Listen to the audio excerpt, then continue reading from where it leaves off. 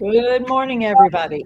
And it is Teepa and Matthew here for Time with Teepa. Now, a little while ago, Matthew and I did a segment where we had a carer, or we've had several carers, talk about the idea of how hard it is, how frustrating it is, how overwhelming it is, how exhausting it is to get somebody to the doctors, to their medical provider. And try to get them in there and try to make everything and then to have the doctor say, well, they look great. And so our advice, my recommendation was, well, perhaps do less to support the activity of preparation so that the physician or the provider, medical provider, gets a chance to initiate interaction that's a little different. And we've had some real sort of feedback on that, oh my heavens, how could you do that? I would never let my person go somewhere not looking good. And it's like, understood. If we were going out to eat, we were going out with friends, we were going to a concert. I would work harder in those situations personally to see if I could get the person to a comfortable space, because ultimately the point of us going out is to have a good time. And if I stir you up so much that you hardly even are speaking to me because I've really struggled to get you to look like you used to look, and you don't really care that you look like you used to look that much, that's a challenge. Now, the better I get at my partnership, I may find less struggle, but I may also find it that you just don't care anymore. Whether it's apathy, whether it's depression, whether it's the dementia, you'd rather just go as you are. And it's like, okay, well, let's see, can I let go of the idea that you have to be like you were, or people will notice? And it's like, well, they probably will. Um, that's what living with the reality of brain change is really about. Yeah, Matthew. And Teepa, I'm curious because you've been doing this for a while. Mm, yeah. When you think about this idea of the percentage of when it comes to someone who is a care partner who is supporting another human being, what would you say the percentage of folks who find it really hard, especially when they're still working on figuring this thing out, of letting go of what Oh, was and being okay with what is? What would you say it that feels like percentage a is? betrayal. So I'd say about 75% have a really hard time letting go of this idea of mom would never have gone out like that. So I can't let her go out like that, rather than I've got to let go because mom really is in a different place now, or my husband is in a different place, or my wife.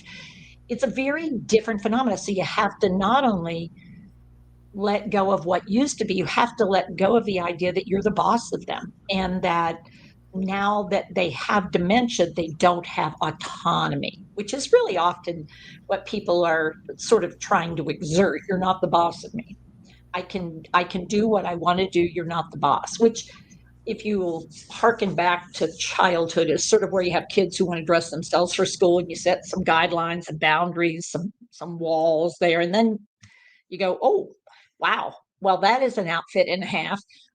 Many of us went, that's different. I wouldn't, or hairstyles, or lots of those kind of things. So, or for some people, their first tattoo, like it's all this ink sort of thing, these identity things. And as we develop, as we change, as we grow, we develop, yeah, I was, but I'm a little different now, and I'm a little different. Now, I want to get back, though, to the primary thing that we were talking about, which is going to the physician, going to the medical provider. And so I'll say to you, what's the purpose and the point of going to the provider? What are you hoping, or what are you wanting, or what's your objective? What's the outcome you're looking for? And and I think all too often, just like medical providers historically has seen their patient and them, their client and them, in a partnership that was, I don't disclose, I don't talk. And one of the reasons we get a healthcare power of attorney is so that we can start to have a triangular relationship where we're talking together, we're figuring this out together, we're developing a new skill set of a three-way conversation. And I do mean three-way. I don't mean that the person living with is left out of a conversation, but I also then mean, when we talk about conversation, a appearance is a conversation. How I choose to appear before you, my comfort level with appearing as I appear before you, sounding like I sound, needing what I need. So if my goal as a care partner is to help the physician recognize, wow, we're starting to struggle more in a day to day, getting days, getting prepared to go places, getting ready to go out, taking medications in the morning. If I'm trying to help a physician see where we are, then if I do all this work behind the scenes and then just talk about what's happening, it can sound like I'm complaining, not reporting. Mm, And that's important.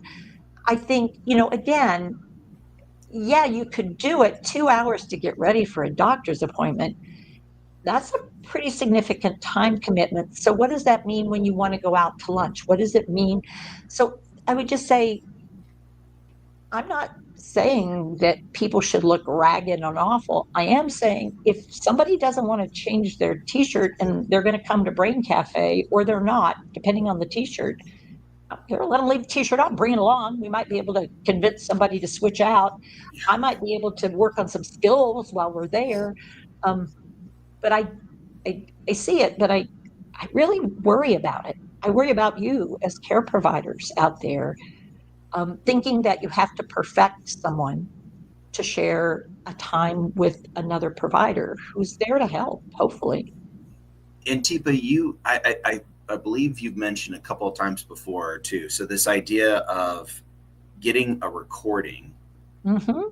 of all of the 2 hours of what it took to get there. So if it's really, really hard for me to Yeah, let go of this idea of letting my the person I'm supporting be who and do whatever they're going to do before we go, and I want to make them look beautiful and whatever before we go, is there value in getting a recording of all of the process and all of those things to then show the physician so that the physician could see those things? And so there's a way to be able to still share some of that without it feeling like the like you brought up the idea of I'm just complaining versus what's right. really happening. Yeah, and so it could be an audio recording, it could be like a visual recording. I mean, the idea is if the physician is truly supposed to be a teammate, then or the provider is. Let's say you're seeing an occupational therapist or physical therapist, and you really are wanting the other person to have a handle on a bigger piece of the puzzle. Because when we talk about pieces of the puzzle, letting people see behind the scenes what goes into what they're seeing, that pipes phenomena, that's where we can really start to get a handle on where they're saying, well, I think he's just MCI. And you're thinking, mild cognitive impairment? I, wow, this is really going to be awful then when they actually develop dementia. But what the person is able to do is be very socially present. But getting there, well, that was a prefrontal, hippocampal, sensory motor, occipital, temporal nightmare because it used up everything you and that other person had to make a difference. So, what could you do? Well, maybe pull out your dementia caregiver guide or, oh, wait, care partner guide and be careful that we weren't giving care versus partnering through care. But if we really feel that we want to present the person and they want to be that way, they're just really struggling with how to do it, then maybe the challenge is a different challenge. But maybe taking a look. Typically, I would say diamond to emerald abilities, emerald to amber abilities, we will tend to see some significant shifting in how you get ready for something, how you prep, how you do that. And then again, from amber to ruby. So the idea of what's actually going on here could be really important for us to wrap our heads around rather than how do I do this. But, each person is unique, each situation is unique. And I certainly can appreciate the desire to do a good job. We all want to do that. But sometimes the why behind what we do could really make a difference. So, till next time, take care of yourselves, take care with your care, and consider who's on my team and what's the point. Thanks, everybody. Thank you, Matthew. Thank you, Teepa.